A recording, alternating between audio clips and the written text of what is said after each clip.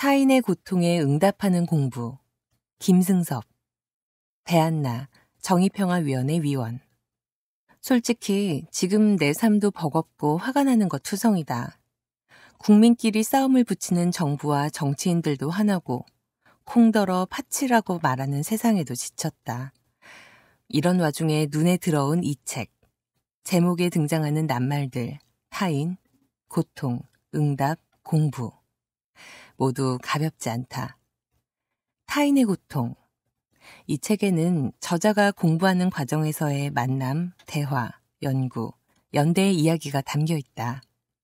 감동적인 것은 고통을 대하는 저자의 태도다. 우리는 타인의 고통을 이해하고 공감하는 것이 당연한 일인 듯 말한다. 그러나 뜻밖에도 이 책에서는 타인의 고통에 무심한 것이 실제로는 그렇게 놀랍지 않고 오히려 당연하다는 것을 전제로 할 필요가 있다고 말한다. 저자에게 타인은 늘 소수자였다. 성소수자, 유색인종, 장애인, 여성, 이주 노동자, 해고 노동자, 세월호 생존자, 천안함 생존자, 에이즈 감염자가 바로 그들이다. 트라우마를 겪는 약자들 입장에선 그의 연구 분야인 보건학은 특별히 차별의 경험에 집중한다.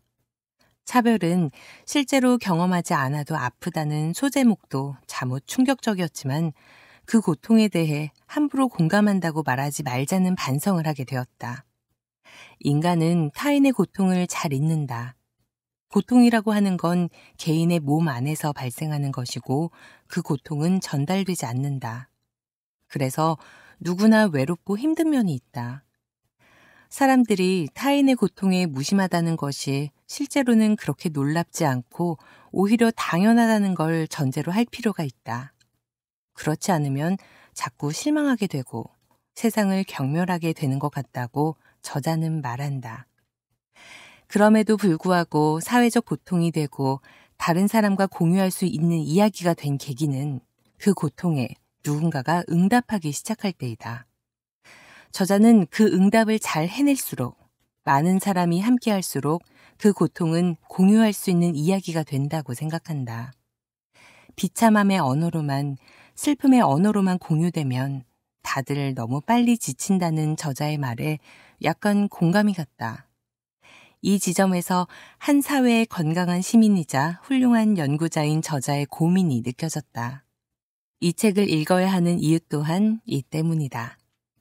저자는 보건학 연구자로서 본인의 전문 분야, 즉 공부를 통해 타인의 고통에 응답하려고 한다.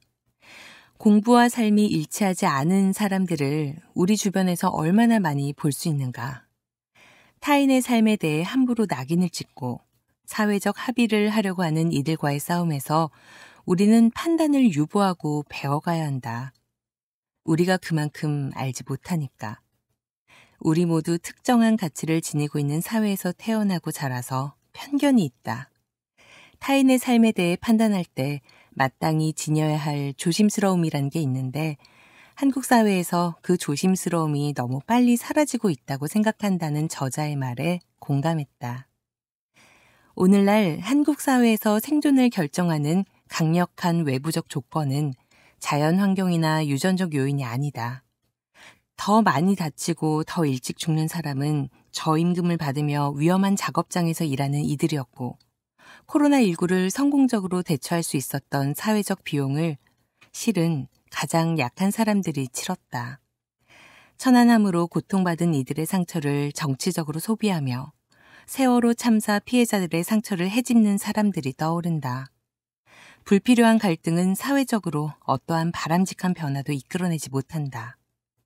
한 사회가 인간에 대한 최소한의 예의를 지켰다면 살아남을 수 있었던 목숨이 계속 죽어나가고 있는 상황에서 살아남은 목격자인 우리는 계속 질문해야 한다고 말하는 저자의 태도야말로 우리가 가져야 할 삶의 자세가 아닐까? 이 책을 읽으며 내가 얼마나 교만했는지 반성하게 되었다. 이 정도면 어느 정도 정상적으로 타인의 고통에 무감하지 않으며 내가 믿는 것들이 보편타당한 상식이라고 믿었던 허울을 직시할 수 있었다. 타인의 고통에 응답하기 위한 공부를 위해서 먼저 선행되어야 하는 것은 부끄러운 내 민낯이었다.